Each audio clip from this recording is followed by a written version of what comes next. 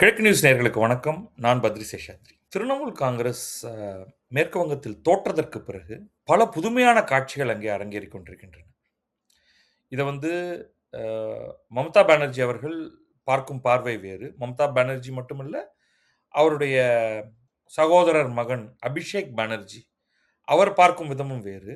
மக்கள் பார்க்கும் விதம் வேறு. திரிணாமுல் காங்கிரஸின் ஜெயித்து வந்திருக்கக்கூடிய சட்டமன்ற உறுப்பினர்கள் பார்க்கும் விதம் வேறு.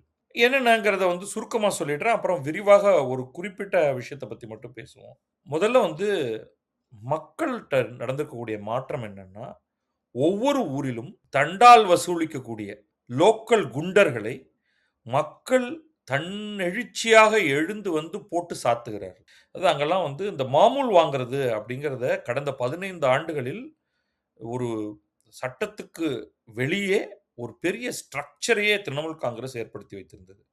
சின்ன சின்ன கிராமங்களில் இருந்து அங்கே திரிணாமுல் கட்சிக்கு ஆதரவான கட்சியுடைய உறுப்பினர்கள் சில நேரங்கள்ல, கட்சியுடைய எம்.எல்.ஏக்கள் அல்லது லோக்கல் பஞ்சாயத்து ஆட்கள், அவங்க அங்க இருக்கக்கூடிய பாவப்பட்ட மக்களை சுரண்டி பணம் வசூலித்துக் கொண்டிருந்தார்கள். இப்ப இந்த மாடல் அது எங்கேருந்து வருது அதுக்கான தைரியம் அப்படின்னா, அவர்கள் ஆட்சி கையிலே வைத்திருக்கிறார்கள். அதனால் காவல்துறையை கையிலே வைத்திருக்கிறார்கள். அப்ப அந்த காவல்துறை நீங்க என்ன பண்ணாலும் அத கண்டுக்காது. கண்டுக்க கூடாது. கண்டுக்கிட்டா உங்கள வைக்க வேண்டிய இடத்துல வைக்கிறதுக்கு அ அந்த ஆட்சியாளர்கள் தயாராக இருப்பார்கள். அவ்வளவுதான் விஷயம். அப்ப அவங்க தன்னெழுச்சியா அவர்கள் கூட்டம் கூட்டமாக இந்த மாதிரி பைசா கேட்கிறவன்லாம் போட்டு சாத்துறாங்க. அதுவும் நம்ம ஒண்ணு பார்க்கிறோம். மக்கள் பண்றத. மக்களுக்கு இந்த டெரர் நெட்வொர்க்க நடத்திக் கொண்டிருந்த திரிணாமுல் மீதான பயம் போய்விட்டது. அடுத்தது இந்த கட்சியைச் சேர்ந்த எம்.எல்.ஏக்களுக்கே மமதா பானர்ஜியின் மீதான பயம் போய்விட்டது. அதவிட முக்கியமாக இந்த அபிஷேக் பானர்ஜி. அவர் மீதான பயம் போய்விட்டது. இப்ப அவர் மக்கள சந்திக்க போறேன் அப்டின்ட்டு வீராவேசமா போய் பேசினாரு. அவர் மேல விட்டு தாக்கி முட்ட கிட்ட எல்லாம் வீசி அவர் ஹெல்மெட் எல்லாம் போட்டுட்டு போயிருந்தார். ஸோ அவர் எதிர்பார்த்தார் போல இருக்கு. அங்க போனா எப்படியும் நம்மள கல்ல விட்டு அடிக்க போறான். நம்ம எப்படியாவது அதை வைத்துக்கொண்டு நம்ம சிம்பத்தி வேவ் கிரியேட் பண்ணலான்ட்டு. அவன் அடிச்சு முட்ட கிட்ட எல்லாம் போட்டு அடிச்சு தொரத்தி விட்டாங்க. உடனே அந்த யூசுவல் இது இருக்கு இல்லையா? என்னை பாரதிய ஜனதாக்காரர்கள் தாக்கினார்கள்ன்னு. காவல்துறை போய் அந்த அடிச்சவன எல்லாத்தையும் அரெஸ்ட் பண்ணுது கேமரா ஃபீட வச்சுக்கிட்டு. அதுல பார்த்தா அவன்லாம் திரிணாமுல் காங்கிரஸை சேர்ந்தவனா இருக்கான். அப்ப கட்சிக்குள்ளேயே அவர்களுக்கு கடுமையான எதிர்ப்பு வலுத்தது அப்படிங்கிறத பார்த்தோம். அதற்கு அடுத்ததாக இங்க கட்சி உறுப்பினர்களை எல்லாத்தையும் கூப்பிடுறாங்க. எம்.எல்.ஏக்கள், எம்.பி.க்கள்லாம். மம்தா பானர்ஜியும், அபிஷேக் பானர்ஜியும் ஒரு கூட்டத்த கூப்பிடுறாங்க. அந்த கூட்டத்த கூட்டினா, அதுல அத்தன பேரும் வரல. ஆட்களே வரல. எம்.எல்.ஏக்கள், எம்.பி.க்கள் வரல. நீங்க அதெல்லாம் இல்ல, இல்ல காவல்துறை கெடுபிடி, அவங்களெல்லாம் வரவிடாம தடுக்குறாங்க அப்படின்லாம் எந்த மாநிலத்திலும் இப்படியெல்லாம் நடப்பதில்லை. அப்படியெல்லாம் நடக்கல. அவங்க 15 ஆண்டுகளாக டெரர் ஆட்சியை நடத்தி வந்த மம்தா பானர்ஜியோடு ஒட்டுறவு வைத்துக் கொண்டால், நம்முடைய அரசியல் வாழ்வு என்பது இதோடு நிர்மூலமாகி போய்விடும்ங்கிற பயத்தினால, கட்சியை உடைப்பதற்கான முயற்சிகளில் ஈடுபட்டார்கள். இது ஒண்ணும் ரொம்ப புதுமையான வித்தியாசமான ஒரு முயற்சியெல்லாம் ஒண்ணும் கிடையாது. தமிழகத்த இத நம்ம அப்படியே பேரலல் பார்த்துக்கிட்டே வருவோம். தமிழகத்தில திமுக ஒரு கட்டுக்கோப்பான கட்சி. திமுக உடைபடாது. இத நான் ஆரம்பத்திலிருந்தே நான் எழுதிட்டு வந்துட்டு இருக்கேன். 2 கட்சிகளும் தோல்வி அடைய நேரிட்டால், திமுகவால் தன்னை கட்டி காத்துக் கொள்ள முடியும். ஏன்னா, அவங்களுக்கு அட்லீஸ்ட் அடித்தளத்தில ஒரு சித்தாந்தம் அப்படிங்கிறது அதுல இருக்கு. ஆனால் அதிமுக என்பது குடும்ப கட்சியும் இல்லை, சித்தாந்த கட்சியும் இல்லை. அப்ப அதுதான் முதல்ல அதோடைய வீக்னஸ அது காண்பிக்கும், உடையும். அதுதான் நம்ம பார்த்தோம். எடுத்தடுப்புல முதல்ல என்னாச்சு? தாவேகாவுக்கு ஆதரவு அளிப்பதா, கூடாதா? அப்படிங்கிறதுல 2ஆ பிரியுது கட்சி. அதுக்கப்புறம் இந்த கட்சித்தாவல் தடைச்சட்ட பயம் காரணமாக எல்லாம் திரும்ப சேர்ந்துக்கிறாங்க. அதுலயும் அதுல ஒரு 4 பேர் கழண்டுட்டு ரிசைன் பண்ணிட்டு போயிட்டாங்க. இன்னும் குறைந்தபட்சம் ஒரு 2 பேர் ரிசைன் பண்ணுவாங்க அப்படிங்கிற மாதிரி நமக்கு தெரிய வருது. அது என்ன நடக்குதுங்கிறத பார்ப்போம். ஆனா, கட்சி உடைவதற்கான ஒரு பாசிபிலிட்டி இருக்கு. அதுல first a election of leader of opposition. அந்த லீடர் ஆஃப் ஆப்போசிஷன் எலக்ஷன்ல என்ன நடந்ததுன்னா, திரிணாமுல் காங்கிரஸ் ஒருவருடைய பெயரை பரிந்துரை செய்து, அந்த பெயர்ல இத்தனை பேருடைய இவங்க எல்லாரும் கையெழுத்து போட்டிருக்காங்க அப்படின்னு கொண்டு போய் குடுக்குறாங்க. ஆனா, உண்மையா என்ன நடந்தது அப்படின்னு பார்த்தா, தங்களுடைய கையெழுத்து போலியாக போடப்பட்டிருக்கிறது என்று 3 பேர் போய் கம்ப்ளைண்ட் பண்றாங்க. ஃபார் எக்ஸாம்பிள் ரிதபிரதா பானர்ஜி, சந்தீபன் சாஹா, அப்புறம் இன்னும் ஒருவர். இவங்க போய் கம்ப்ளைண்ட் பண்றாங்க. நாங்க கையெழுத்தே போடலைங்க. நீங்க வந்து எதிர்க்கட்சி தலைவராக சோபன்தேவ் சட்டோபாத்யாய் அப்படிங்கிறவரை வந்து தேர்ந்தெடுக்கப்பட்டதாக, நாங்க அதுக்கு கையெழுத்து போட்டதாக நீங்க சொல்லியிருக்கீங்க. நாங்க அப்படி கையெழுத்தே போடல. அப்படின்னு இவங்க 2 பேரும் சொல்றாங்க. இவங்க சொன்ன உடனே கட்சி என்ன பண்ணுது? இவங்க 2 பேரையும் தூக்குது. "நீ எப்புட்றா? நான் உன் கையெழுத்த நான் ஃபோர்ஜ் பண்ணுவேன். நீ வாய மூடிட்டு இருக்கணும்னு." தோத்து போனதுக்கு பிறகு எவனா ஒருத்தன் வாய மூடுவானா? சர்ப்ரைசிங்லி இந்த ரிதபிரதா பானர்ஜி வந்து என்ன சொல்றாருன்னா, அவர் வந்து என்ன வந்து எதிர்க்கட்சி தலைவராக்குங்கன்ட்டு அவர் எல்லார்ட்டயும் பேசுறாரு. அவருக்கு கையெழுத்து வருது. ரிதபிரதா பானர்ஜிக்கு ஒரு கன்சிடரபிள் நம்பர் ஆஃப், அதாவது மொத்தம் இருக்கக்கூடிய சுமார் 80 சொச்சம் லெஜிஸ்லேட்டர்ஸ்ல 50க்கும் மேற்பட்டவர்கள் ரிதபிரதா பானர்ஜியை செலக்ட் பண்றாங்க. அவங்க செலக்ட் பண்ணியிருந்த சோபன்தேவ் சட்டோபாத்யாய்க்கு பதிலாக. இந்த 2 பேர் மட்டும் இல்ல, இன்னும் பலருடைய சோபன்தேவ் சட்டோபாத்யாய்க்கு கொடுத்த ஆதரவு கடிதத்துல இன்னும் பல எம்எல்ஏக்களுடைய கையெழுத்து போலியாக இருக்கு அப்படின்ட்டு ரிதபிரதா பானர்ஜி வந்து நேரா போய் புகார் கொடுத்துறாரு இல்லையா போலீஸ் ஸ்டேஷன்ல. உடனே ஒரு சிறப்பு புலனாய்வு குழு அமைக்கப்பட்டிருக்கு. குழுவிட்ட போய் இன்னும் பல எம்எல்ஏக்கள் போறாங்க. அரூப் ராய், சுபாஷிஸ் தாஸ், பஹ்ருல் இஸ்லாம், நோட்டீஸ் த நேம். அதுல வந்து ஒரு முஸ்லிம் எம்எல்ஏவும் அடக்கம். ஆக்சுவலா 30க்கும் மேற்பட்ட இந்த 80 சொச்சம் பேர்ல 30க்கும் மேற்பட்டவர்கள் இஸ்லாமிய சமூகத்தைச் சேர்ந்த எம்எல்ஏக்கள். திரிணாமுல் காங்கிரஸ் கட்சியைச் சேர்ந்தவர்கள். உடனே இதுக்கு கேஸ் போயிருச்சு. இப்போ வந்து கையெழுத்து சரிபார்க்கும் வேலை நடக்க ஆரம்பிச்சிருக்கு. புலனாய்வு குழு அதில் இறங்கியிருக்கு. அவர் வந்து அபிஷேக் பானர்ஜியை சம்மன் பண்றாங்க. அபிஷேக் பானர்ஜி போகல. இந்த ஈவன் ரிதபிரதா என்ன சொல்றாருன்னா, ரிதபிரதா வந்து எங்களுக்கு மம்தா பானர்ஜி மேல பிரச்சனை இல்லைங்க. மம்தா பானர்ஜியை எங்களுடைய பிரதம ஆலோசகராக பார்க்கிறோம். ஏன்னா அவங்க தோத்து போயிட்டாங்க. உண்மையிலேயே எங்களுக்கு அவர்கள் வழிகாட்டியாக இருக்க வேண்டும். எங்க பிரச்சனையே இந்த ஆளு தான். அபிஷேக் பானர்ஜி தான். அபிஷேக் பானர்ஜியுடைய சில வீடியோலாம் இருக்கு. உன்னை அடிச்சிருவேன், தூக்கிருவேன் அந்த மாதிரியான லாங்குவேஜ் தான் அவர் பேசியிருக்காரு. அவர் இன்ஃபாக்ட் உங்களுக்கு தெரியும். அவர் வந்த காரணத்தினால தான் கட்சிக்குள்ள அவருக்கு முன்னுரிமை மம்தா பானர்ஜி கொடுத்த காரணத்தினால தான். நீங்க பாருங்க, கிட்டத்தட்ட மம்தா பானர்ஜி வந்து ஜெயலலிதா மாதிரி. அவருக்கென்று திருமண உறவு கிடையாது, குழந்தைகள் கிடையாது, நேரடி வாரிசு கிடையாது. இங்க அவருடைய இம்மீடியட் உறவினர்கள் என்று சொல்லக்கூடியவர்களும் ஜெயலலிதாவுக்கு கிடையாது.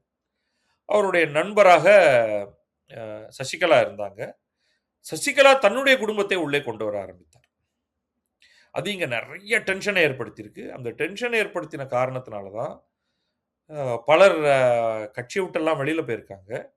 அல்லது கட்சியை விட்டு சசிகலாவும் ஜெயலலிதாவும் சேர்ந்து பலரை துரத்தி இருக்கிறார்கள்.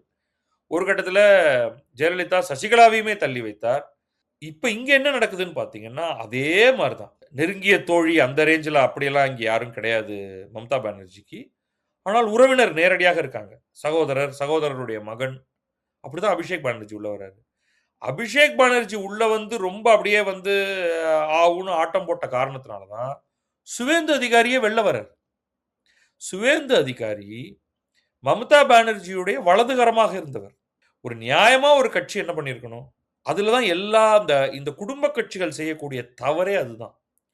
தைரியமாக தனக்கு அடுத்து சிறப்பாக வேலை செய்யக்கூடியவரை மேலே கொண்டு வந்திருக்க வேண்டும். கொண்டு வரல. அவர் கடுப்பாய் அவர் பிஜேபிக்கு வர்றாரு. அவர் பிஜேபிக்கு வந்ததிலிருந்து தான் பிஜேபி ஏற்றம் பெற ஆரம்பிக்கிறது. இன்றைக்கு அவர் முதல்வராகவே ஆகிவிட்டார் பிஜேபி. ஸோ அந்த தொடர்ச்சியை தான் நம்ம இப்ப பார்க்கிறோம். அப்ப ஸ்ட்ரெயிட்டாவே என்ன நடக்க போகுது அப்படின்னா, பத்திரிகைகள் என்ன சொல்லுதுன்னா, இது வந்து ஒரு மகாராஷ்டிரா மாடல்னு. என்னவோ மகாராஷ்டிரால நிச்சயமாக பாரதிய ஜனதா ஒரு முயற்சியை மேற்கொண்டு தான் சிவசேனையை உடைத்தது. அதற்கு காரணம் அவர்களை பொறுத்தவரை, பாரதிய ஜனதாவை பொறுத்தவரை, சிவசேனை பாரதிய ஜனதாவின் முதுகில் குத்தியது. 2 பேரும் சேர்ந்து நின்று தேர்தலில் ஜெயித்தார்கள். அதிக இடங்களை பெற்றது பாரதிய ஜனதா. பாரதிய ஜனதாவைச் சேர்ந்தவர் முதல்வராக ஆக வேண்டும்.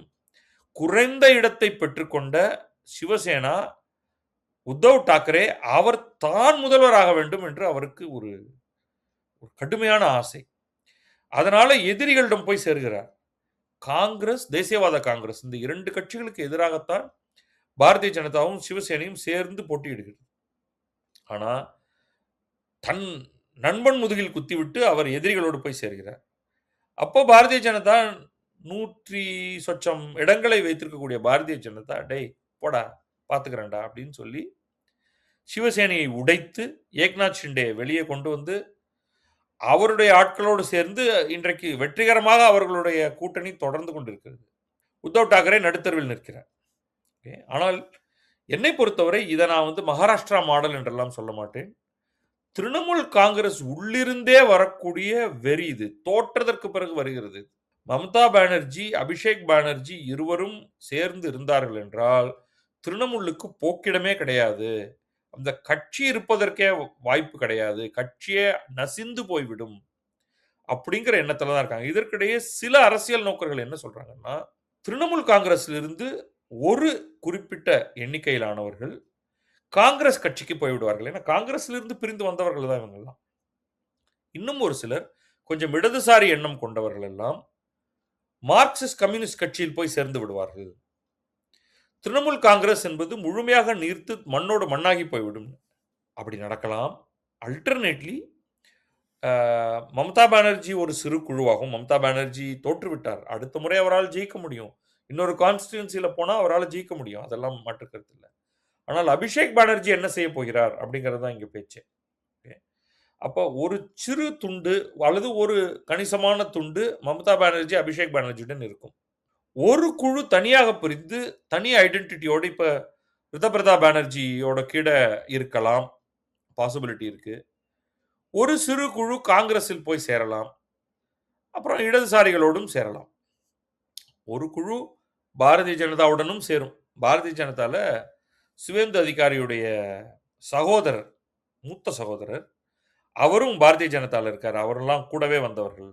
சுவேந்து அதிகாரியோடு கூடவே வந்தவர். அவர் சொல்றாரு, என் கூட எங்கிட்டயே இது வரைக்கும் 10, 15 எம்எல்ஏக்கள் தொடர்பு கொண்டுட்டாங்க.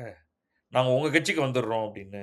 அதை ஊக்குவிக்கணுமா பாரதிய ஜனதா அப்படின்னா, பாரதிய ஜனதா இதை பற்றியெல்லாம் கவலைப்படாது. அவங்க இதெல்லாம் பண்ணக்கூடியவர்கள் தான். பட் அங்கே இருக்கிற லேண்ட்ஸ்கேப்பை சொல்கிறேன். இப்போ சகட்டு மேனிக்கு எல்லாரும் போய் தமிழக வெற்றி கழகத்தோடு சேர்ந்து கொண்டிருக்கிறார்கள் அல்லவா? அதுபோல நிச்சயமாக உங்களுக்கு இன்னும் கொஞ்சம் பேர் பாரதிய ஜனதா கதவை திறந்து வைத்தால் திரிணாமுல் காங்கிரஸிலிருந்து ஒரு குறிப்பிட்ட எண்ணிக்கையிலானவர்கள் அங்கே போய் சேருவார்கள். பர்டிகுலர்லி ஜெயித்த எம்எல்ஏக்கள். கட்சி தாவல் தடை சட்டத்தை எப்படி பார்க்கணுமோ அதை பார்க்க வேண்டியிருக்கும். அல்லது அவர்கள் ரிசைன் பண்ணிவிட்டு சேர வேண்டியிருக்கும். ஸோ அதற்கெல்லாம் இன்றைக்கு தேவை இருப்பது போல எனக்கு தெரியவில்லை. ஸோ அது எப்படி அணுகப் போகிறது பாரதிய ஜனதா என்று எனக்கு தெரியாது. ஆனால் பாரதிய ஜனதாவுக்கு வெளியிலேயே இந்த கட்சிகள் துண்டாக போகின்றன. திரிணாமுல் காங்கிரஸ் துண்டாகி அதன் பல்வேறு துண்டுகள் வெவ்வேறு ஆட்களுடன் ஒட்டப் போகிறார்கள்.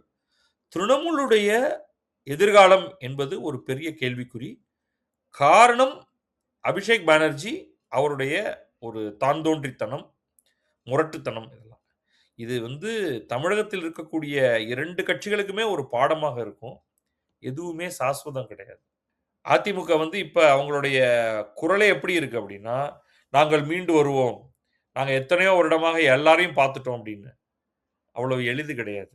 ஆனால் திமுக கட்டுக்கோப்பாக இருக்கும். இன்னும் பல ஆண்டுகளுக்கு கட்டுக்கோப்பாக இருக்கும் அப்படிங்கிறது என்னுடைய கருத்து. ஜெயிக்க முடியுமா அப்படின்னா, அது உதயநிதி ஸ்டாலின் என்ன மாதிரியான தலைமைத்துவத்தை கொண்டு வரப் போகிறார், அவர் எப்படி நடந்து கொள்ளப் போகிறார், முரட்டுத்தனமாகவா, என்ன ஏது அப்படிங்கிறத பொறுத்து தான் இருக்கே தவிர, அதிமுகவுக்கு ரொம்ப ரொம்ப ரொம்ப ரொம்ப கடினம். பார்க்கலாம் என்ன நடக்கிறது என்று. இந்த திரிணாமுலை பொறுத்தவரை அது ஒன்றும் மகாராஷ்டிரா மாடல்லாம் இல்லை. ஆக்டிவ் பார்ட்டிசிபேஷன் பாரதிய ஜனதாவுடையது இருப்பது போல தெரியவில்லை.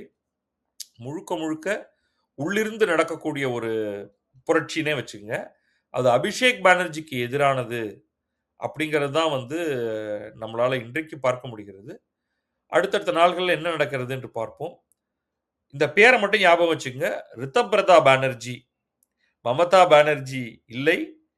ரித்தப்ரதா பானர்ஜிக்கு தான் நிறைய கையெழுத்துகள் கிடைத்திருக்கின்றன என்பதால் அவரை எதிர்க்கட்சி தலைவராக அங்கே பேரவைத் தலைவர் அக்செப்ட் பண்ணியிருக்காரு. ரத்தீந்திர போஸ் அப்படிங்கிறது அவருடைய பெயர். அவர் அக்செப்ட் பண்ணி வச்சிருக்காரு. ஆனா திரிணாமுல் காங்கிரஸ் கட்சி அவரை கட்சியை விட்டு நீக்கி இருக்கிறது. அது ஒரு பெரிய குழப்பமாக அங்க இருக்கும்.